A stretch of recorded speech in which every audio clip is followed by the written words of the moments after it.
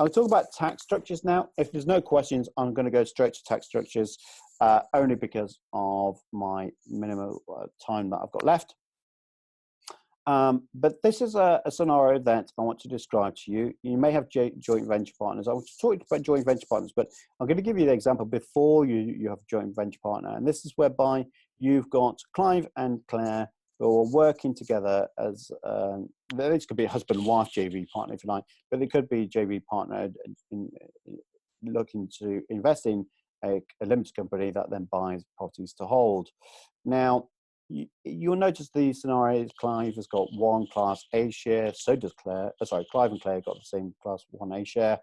And as a result of that, if they want to take, if one of them wants to take dividends, then the other person needs to take the same amount of dividends out as well, which could be totally tax efficient because you could have husband and wife, civil partners. One is a high rate taxpayer and one's a basic rate taxpayer. And you would think, well, actually, it's the basic rate taxpayer that should be be paid all these dividends to make their basic rate tax plan work for them. But because of the share class is being set up incorrectly, and we've had funny enough, a medic, I won't say specifically what industry they're in, but there was a medic, and unfortunately, their accountant had set up a company with 2A shares for this husband and wife. And unfortunately, the accountant's been incorrectly been putting dividends at different rates, even though it's one share, A class. There's no differentiation, and yet the accountant is incorrectly being putting a different split of dividends. By the by, you have to be careful of setting up limited companies yourself. I would always make sure that you work with us to do that.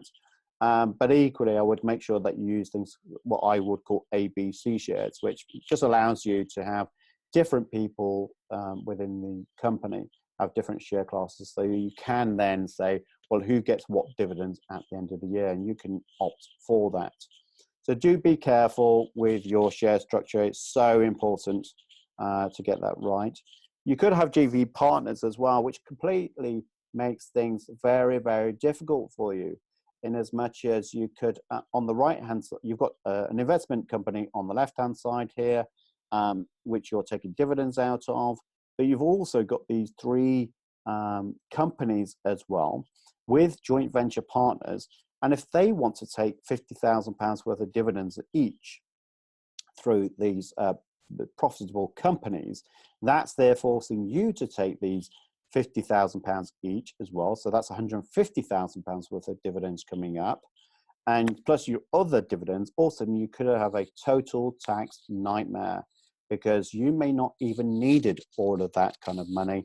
And now you're being taxed on it. So you do need to really consider the structure that you have for your investment companies as well as trade. And you'll notice I do always say that you should have an investment company that's separate from your trade company, and that's flips, services, or other forms of trade. And the reason for that is because of entrepreneurs relief.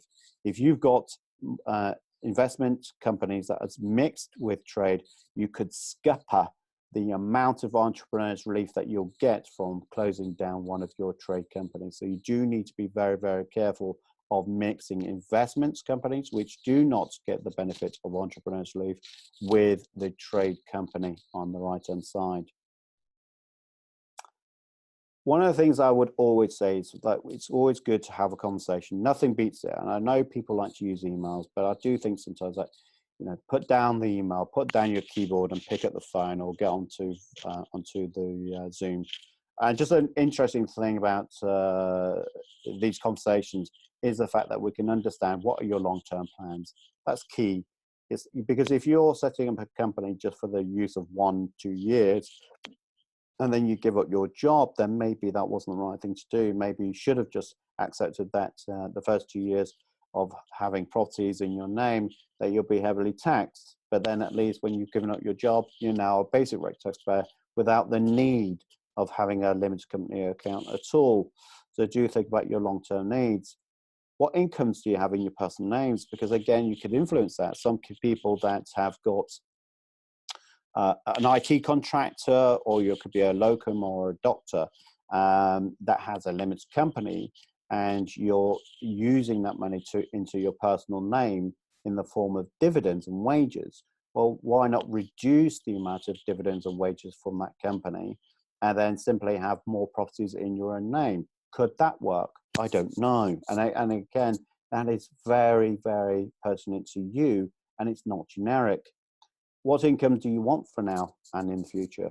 Because that's a key thing, isn't it? It's because some people want to have all the money and they take it out of the limited company. And I always say, if you want all the money that you always earn to spend it on boats, yachts, and houses, and fast cars, and whatever else, then it's not very efficient to use a limited company at all, in all honesty.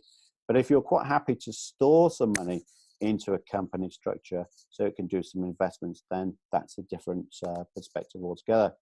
And do you have children that you can pass assets on to in the future? And again, all these kind of questions really does shape up the type of share that you have. If, indeed, let's go back. Do you need a limited company? And if so, what share structure do you have? Can you have your children, even though they're minors, as shareholders right now, even though you're not going to pass on any dividends to them? All of these considerations need to be taken into account when setting the company. The one thing I would say is that anyone that is going to have joint venture partners working with them, then maybe using two holding companies would be useful. One is an investment holding company and another is a trading holding company. So both companies are there. Now you may just have an investment company and just one trading company, and that's absolutely fine.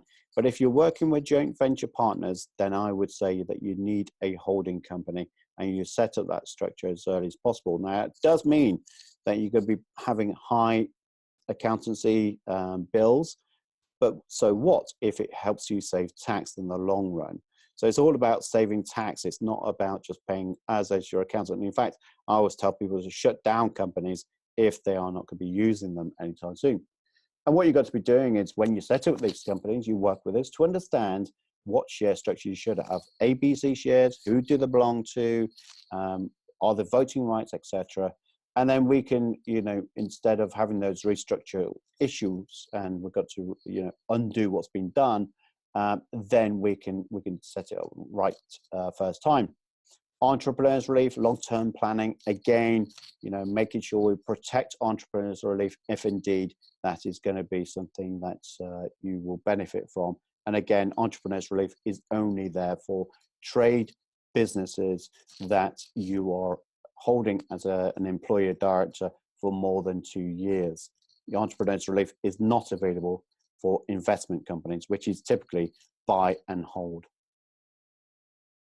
So this is a scenario we talked about whereby you could have, ignoring the left-hand side for now, let's focus on the right-hand side where you're looking to do flips.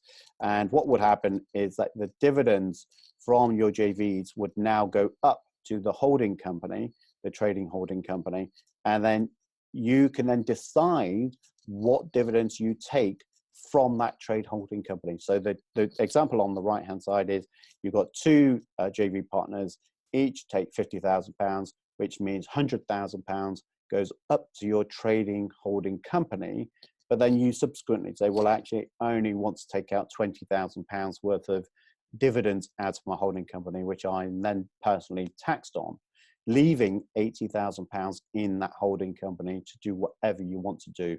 So hopefully you can start to see that there is some tax efficiency gains to be had here if you've got some complex structures going on. Now, for most of you listening in, this is not going to be that relevant. It's only there for people that want to do huge projects with many, many different property investors and developers. So for most of you listening in, you may only need two companies, which is the investment company and the trade company. But again, for those that get a bit more involved in more detailed joint venture projects, and this would be useful. And what I would always say to you as well is make sure that you always get on the phone with your joint venture partners and us, so we can have a three-way conversation so that you don't have to have this issue whereby you're trying to re-communicate what we've said to you to your JV partner, which they're then going to have more questions and doubts over anyway. I would always say, get your joint venture partner on the phone with you and us as your advisors, so that we can give you the same messages for you both then to make decisions, and potentially actually you can get the right structure on the phone with us at the same time. So this is kind of one of the scenarios that I do see sometimes, whereby some people have investment company owned by the holding company, and then you've got all these trades going into one holding company. So the issue is that if you've got a big investment holding company inside a holding company, then it could scupper your entrepreneur's relief, as I talked about earlier. So this is why we do say having two holding companies, one for investments and one for trade flips, is probably more suitable.